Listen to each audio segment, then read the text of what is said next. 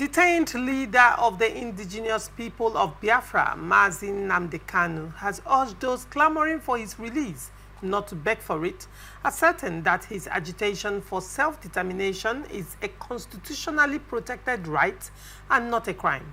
Speaking through his lawyer, Aloy Ejimakor, Kanu emphasized that his release is a matter of compliance with existing court orders, not an issue of presidential pardon or clemency. Ejimakor, in a press statement, said, Onyendo Mazi Nnamdi Kanu is adamant that nobody should plead or beg anybody on his behalf because he has committed no crime. Self-determination, which is the real issue that got twisted to suddenly become a high crime, is an inalienable right guaranteed under Nigerian law, the United Nations, the United Kingdom, and Kenya. The perverse and unlawful criminalization of this right should not be encouraged through misguided appeals for pardon or clemency. Releasing Mazi Nnamdi Kanu is not an act of mercy, but a matter of abiding by the rule of law. Kanu expressed appreciation for those genuinely committed to restoring peace in Igbo land, while cautioning that appeals for pardon might be misconstrued as legitimizing executive or judicial violations of his rights. Ejimakor further stated, instead of begging, those desiring his release should emulate the language and tact used by groups like Afenifere, Ohaneze, the World Igbo Congress, ranking members of the National Assembly, the American military veterans of Igbo descent, and other international bodies who have made it clear that Mazi Nnamdi Kanu deserved to be released because he has committed no offense known to law. He also criticized the Nigerian government's handling of the matter, urging the courts to maintain impartiality. Adenko, what do you make of this story? Maybe another Nelson Mandela is in the making. Why do you say that? You're being sarcastic right now. No, I say another Nelson Mandela is right in the making. Now, Mandela, while he was in prison, I'm sure he wrote one book, Long Walk to Freedom. So, for me, it's his right to say whatever he wants to say. Maybe he's also enjoying the publicity which this is given to him, and he's also leveraging on it, never can tell. I wonder where someone will say, okay, my freedom should be on hold because of XYZ. I wish him well. Did he make any statement that was out of line when he said that now the right, to self-determination is guaranteed under the Constitution, and now he is being tried for the same which is being guaranteed under the Constitution? And he said, if self-determination is his rights as guaranteed by the Constitution, why then is it being criminalized in his own case? That's what he's saying. And when people are begging for his release, it means that he is guilty, and therefore,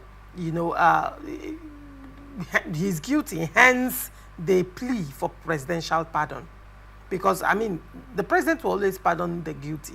Why pardoning an innocent man? You ought to let an innocent man go. This is what he is saying in essence. Okay. So what is wrong with taking that stand? Okay, I think let me say this.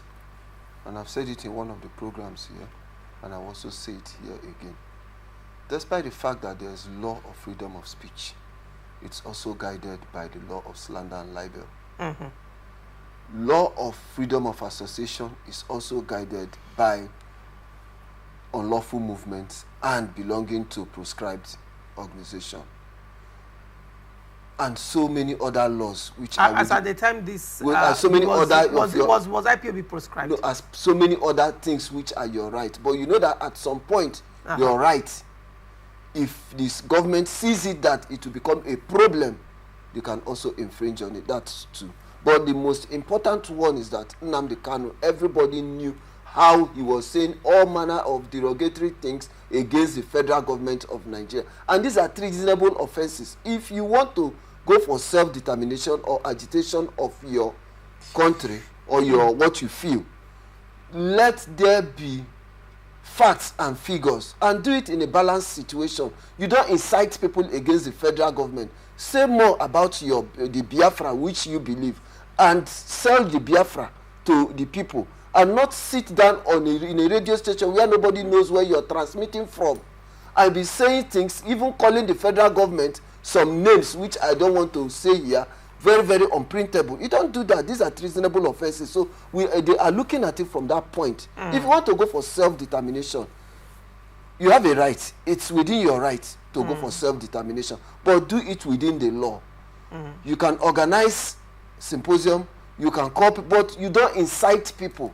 You and I know the situation in that prescribed radio station where nobody knew or knows where they are transmitting from. You don't do that. No. Even the days of Nadeko, when they started the Freedom Radio, they got prescribed and they went after them. If what you are determining or what you are agitating for is with, sit down somewhere where they know and sell your product, which is Biafra. You sell it, let the people buy into it, but not sit down and incite people. All right. And that's part of the problem we're having today in the Southeast. Okay. Is from what they have incited, what they have sold into the psyche of the people. And you know, people, they get convinced with what they hear on daily basis. Okay. Now, first of all, before we go to the psyche of people in the Southeast, let me ask you a question, Edengo. Why is Sunday Igboho walking free? Sunday Igboho walking free, if you look at the Yoruba struggle and the Biafra struggle, they are two different formats. They are world apart. Okay. The Yoruba, they are doing it more at the intellectual level. Have you heard of any violence in the Southwest? And Igboho has been speaking very glowingly of the federal government. I never, even if Igboho has never said anything that was inciting. Igboho has not acted in a way that was inciting as well. Then why did he, what was he doing? Was he in Benin Republic or so? When Buhari was the president? And why did that particular country refuse to repatriate him to Nigeria? Why is Igboho free after Tinubu became the president? If you look at the modus we are looking at that. If you look at the modus operandi of the... Hold on, I will also come to the Miyetti Allah. The Miyetti Allah president, I'm telling you facts. I mean, they are there. You know, the Miyetti Allah president, you know, at some point was in prison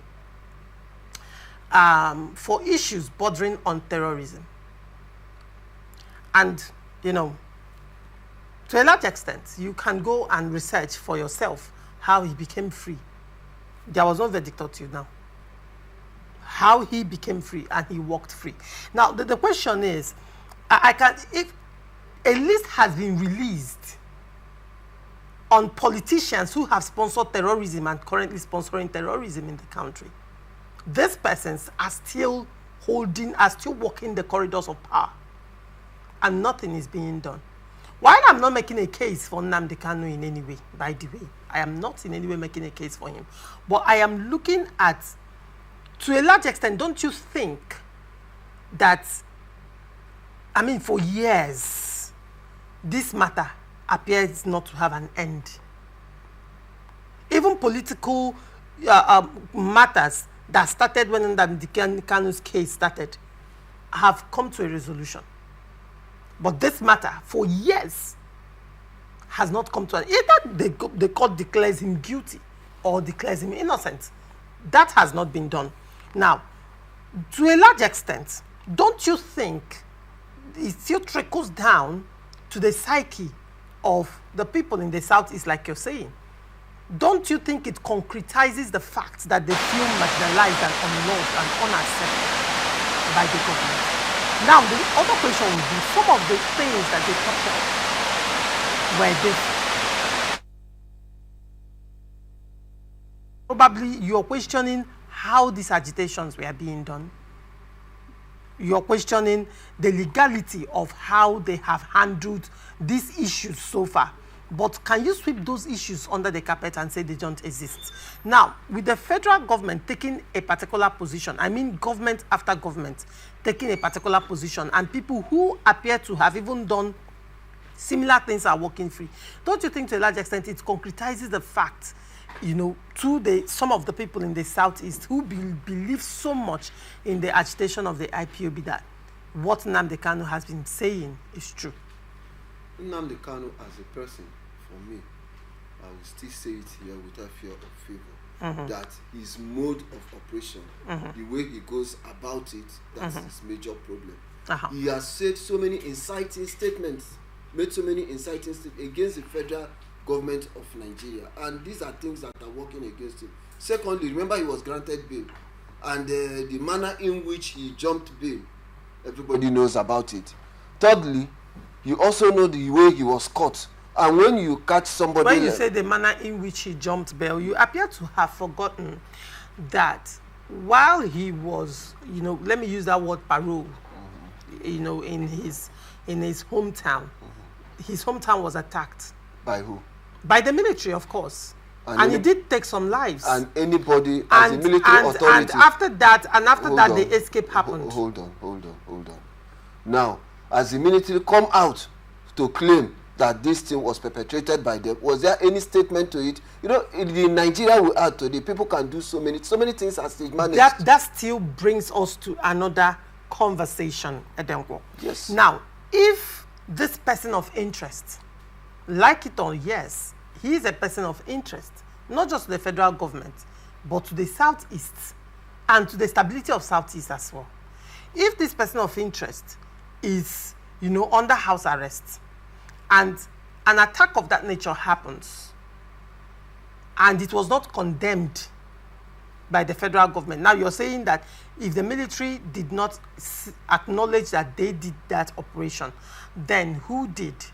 That's the question. Then who did? Why are we not having clear results of investigation? Right? Now, the question is, who did? Now, the life and property of every single Nigerian is the primary responsibility of the government, both at the state and the federal level. And that includes the life of Nnamdi Kanu as well. So when things like this happen, we can't sweep them under the carpet that they just happened. Nobody swept anything under the carpet. Regardless, okay, let's just assume it was done by someone. Okay. Why was there no concrete investigation? And if those people were, if those people were identified, why are we not hearing that so and so has been done by the court? They have been arraigned before a court. So and so has been done. These are the questions. Now let's look at it again. Pending when a court declares him guilty, he's still innocent and should be treated with dignity, don't you think? For me, till otherwise, these are, I won't call it allegation, they are charges. Allegation and charges are two different things. Charges are pressed based on evidences and empirical facts and figures. So these are charges against him. It's left for the court to prove otherwise. And we're still in the court. So let everybody come down and allow you just the law maneuvered yourself out of the question I asked you. I'll still ask you that question again. No problem. Because, yes, I will ask you that question again. I asked you, when you were talking about the fact that you said he escaped bail, he jumped bail and all that, he was under house arrest and he ran away. Was there any threat when he was under house arrest?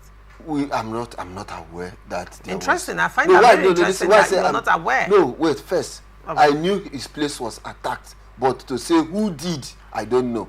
Now, if his place was attacked, if his place was attacked, how then do you expect him to feel safe? No, I'm not playing the devil's advocate, but we are looking at all perspectives right now. I'm looking at it from a bigger picture. I'm looking at it from a larger perspective. I'm not just being myopic. I'm looking at it from a larger perspective. Now, if his place was, we've had so many instances in the past where military, they attack hideouts, they attack places of perceived people who are under national threat to security, and they come out, issue a press statement that we have attacked XYZ so place, and these are what we found out. But in the case of Nnamdi Kanu, nobody has come out to say, okay, it's the federal government. Even if they assume now that it's the federal, do they have facts? Do they have figures? Do they have evidences? See, we don't whip up sentiments. That still boils down to the question I asked you. Let's assume there are no facts, there are no evidences, but a person of interest whose life or death will determine the stability of Southeast as it were at that time. Let me tell you. Hold on. He's placed under house arrest. And his place was attacked. And you say there are no evidences. There are no, nobody has come out to take responsibility. Isn't that on its own an indictment on the security forces? Now, recall that even when he was, under that house arrest, his house was also heavily guarded. Hold on, Edenko. His house, yes. That house was heavily guarded by security men. How did that happen? How did they get past those security men for that attack to happen? And after that, no condemnation came out. Nothing was said. Is it that we value cows more than human lives in the country? Because I need it to make sense to me. See, make it make sense. Lives were lost as a result. I hope you know that. And they are now, those lives that were lost are now mere chronologicals. We can't sweep things under the carpet. In Nigeria, so many things are stage managed. So many things are dramatized. And so many things are also blown out of proportion. I can tell you. And so many things are underreported as well. God bless you. Go ahead. So now this case, if he says it's the federal government that did it, there should be proof that it's the federal government that attacked his place. At least at that level, he should have what they call this CCTV. At that level, he should have it. At that level, he should have security intelligence that since he's claiming that you're the one he's a nation. It's all right. No he problem. should have that security or that intelligence. There should be intelligence gathering to say, okay, that this was done by the military or the federal government. Okay. Otherwise, they still remain mere allegations.